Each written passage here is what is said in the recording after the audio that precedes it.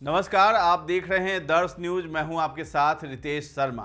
बिहार में जातिगत गणना के जरिए एक बार फिर से पूरे देश में मंडल और कमंडल की राजनीति की शुरुआत कर दी गई है।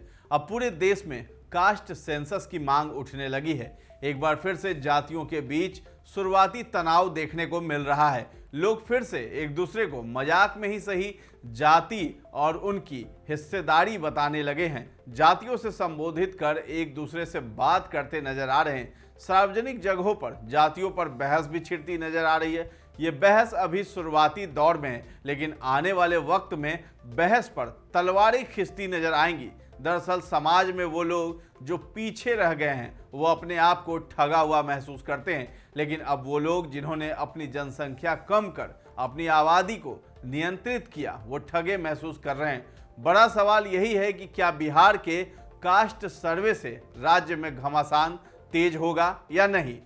बिहार में फिर से जाति वाली पॉलिटिक्स हो रही है। जातीय घमासान टालने को लेकर दुनिया भर में समाजवादी आंदोलन हुए। हालांकि ये लड़ाई बिहार में अमीरी और गरीबी की नहीं बनी, ये लड़ाई हमेशा जात की रही है। अमीर और गरीब की लड़ाई की आड़ में बिहार में जातियों को जिंदा जरूर रखा गया। बिहार में जात वाली भावना बीते 18 सालों में कम होने लगी थी, जिसका नतीजा ये रहा कि लालू लंबे समय तक सत्ता से दूर रहे। एक बार फिर से उनकी मंशा बिहार पर राज करने की है।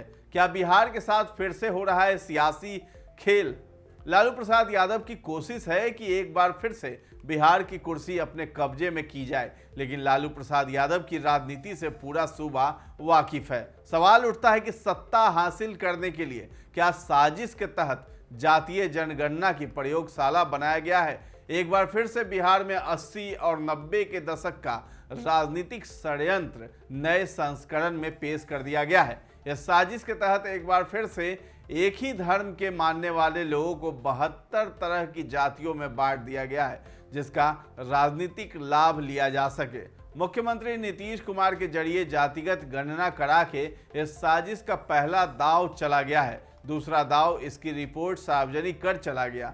जातिगत जनगणना के पीछे मूल उद्देश्य जातियों की आर्थिक स्थिति का पता लगाना था, ताकि उनका आर्थिक विकास किया जा सके, लेकिन आर्थिक रूप से पिछड़े लोगों के विकास और उत्थान का उद्देश्य राजनीतिक दलों का कभी रहा ही नहीं, जिसका परिणाम ये था कि जाति आधारित जनगणना की रिपोर्ट पेश कर दी गई। वहीं आर्थिक सर्वे की रिपोर्ट कब आएगी ये नहीं कहा जा सकता है। राजनीतिक दलों ने ऐसे लिया जातियों का लाभ।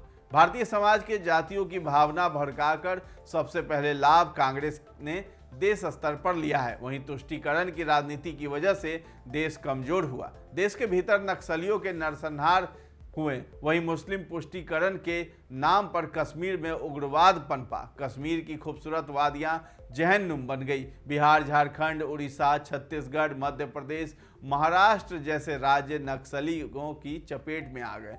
हक दिलाने के नाम पर शुरू हुई सियासत का दूसरा संस्करण बिहार में लालू प्रसाद यादव की राजनीति में देखने को मिला, जिसका नतीजा सूबे को भुगतना पड़ा। जातियों को बांटकर लालू प्रसाद यादव ने लंबे समय तक बिहार में अपना राज कायम रखा।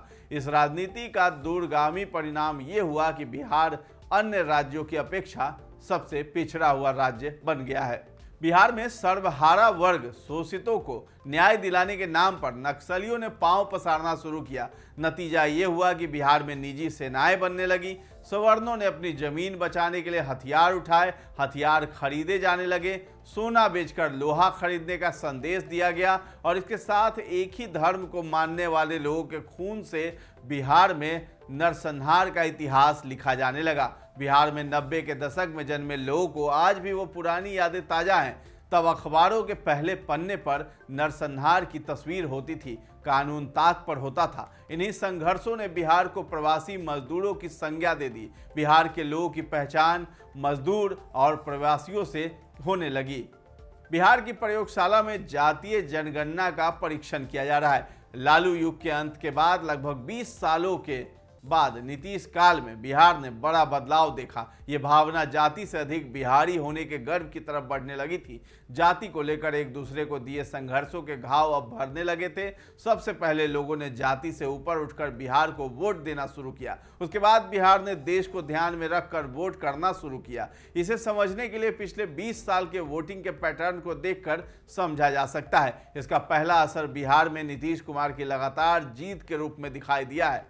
बिहार के विकास का पहिया लगता है कि अब फंस चुका है। दूरगामी नतीजा ये हुआ कि बिहार की जनता ने लोकसभा चुनाव 2019 के दौरान 40 में से 39 सीट बीजेपी के खाते में डाल दी। नतीजा ये हुआ कि देश में एक मजबूत सरकार बनी जो देश के स्तर पर बड़े फैसले लेने में कामयाब हुई। बिहार में भी मुख्यमंत्री नीतीश कुमार के नेतृत्व में बिहार बीमारू राज्य से विकसित होते राज्यों की श्रेणी में शामिल हो गया। पाइपलाइन के जरिए गैस, सीएनजी स्टेशन और महानगरों वाली वो तमाम सुविधाएं बिहार में भी नजर आने लगी। पटना में मेट्रो भी बनना शुरू हो गया। मगर अब बदले राजनीतिक परिदृश्य के बाद एक बार फिर से राजनीतिक षड्यंत्र का शिकार होता बिहार नजर आ रहा है। क्या बिहार जातीय संघर्षों की तरफ बढ़ता नजर आ रहा है? भागीदारी के नाम पर बिहार का बंटवारा जातीय जनगणना के बाद सामाजिक न्याय दिलाने और जिसकी जितनी हिस्सेदारी उसकी उतनी भागीदारी का नारा देकर अमीर गरीब की खाई संकरी करने की बात कही जा रही है। मगर क्या वाकई सरकार की ऐसी मंशा है? ये सवाल है। बिहार फिर जाति समूह में बंटने लगा है, मगर ऐसा क्यों हो रहा है? ये सवाल उठना भी लाजमी है। दरअसल 2019 में देश के स्तर पर बीजेपी ने 300 से अधिक सीटें हासिल की।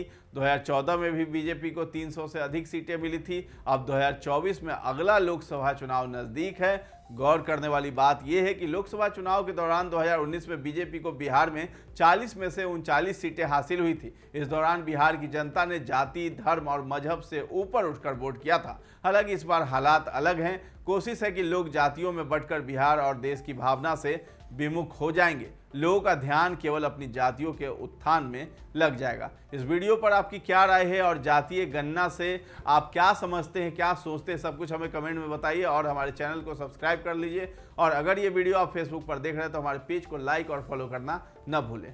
धन्यवाद।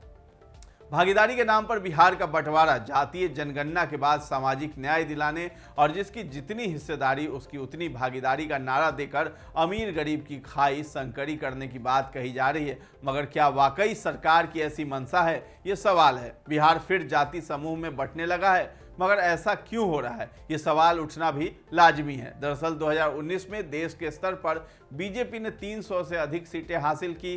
2014 में भी बीजेपी को 300 से अधिक सीटें मिली थी। अब 2024 में अगला लोकसभा चुनाव नजदीक है। गौर करने वाली बात यह है कि लोकसभा चुनाव के दौरान 2019 में बीजेपी को बिहार में 40 में से 39 सीटें हासिल हुई थी। इस दौरान बिहार की जनता ने जाति, धर्म और मजहब से ऊपर उठकर वोट किया था। हालांकि इस बार हालात अलग हैं। कोशिश है कि लोग जातियों में बंटकर बिहार और देश की भावना से विमुख हो जाएंगे। लोगों का ध्यान केवल अपनी जातियों के उत्थान में लग जाएगा। इस वीडियो पर आपकी क्या राय है और जातीय गणना से आप क्या समझते हैं, क्या सोचते हैं, सब कुछ हमें कमेंट में बताइए और हमारे चैनल को सब्सक्राइब कर लीजिए। और अगर ये वीडियो आप फेसबुक पर देख रहे हैं तो हमारे पेज को लाइक और फॉलो करना न भूलें।